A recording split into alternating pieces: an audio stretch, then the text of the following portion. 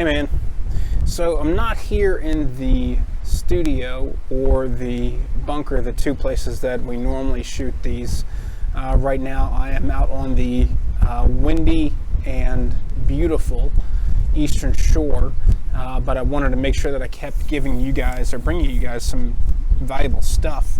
So today what we're going to show you is something for those achy elbows. I don't know if you guys have ever experienced this, but what I have seen in a lot of guys over the age of 40, when they really start to push the volume or really start to work hard on some of those pull movements, the elbows start to get cranky. I think strength coach Dan John actually has a name for it. He calls it middle-aged pull-up syndrome. And a lot of cases what we're talking about is just elbow tendonitis. So if you've had that flare up, I'm going to show you two different videos, two different movements. So this will be part one, so keep an eye out for part two. Today what we're going to show you is a form of the 4-point rock reset with your hands positioned in a little bit of a different spot. So take a look.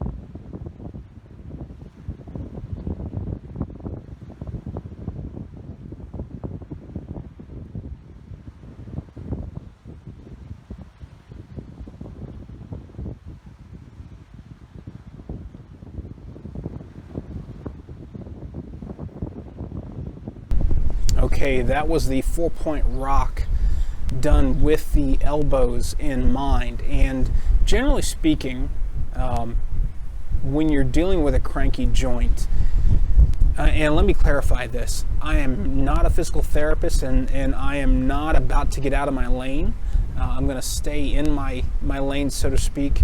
But the reality of it is that, you know, if you spend enough time in the gym, you're going to run across a joint that's going to complain a little bit. So having some things in your back pocket to utilize to help quiet them down is helpful.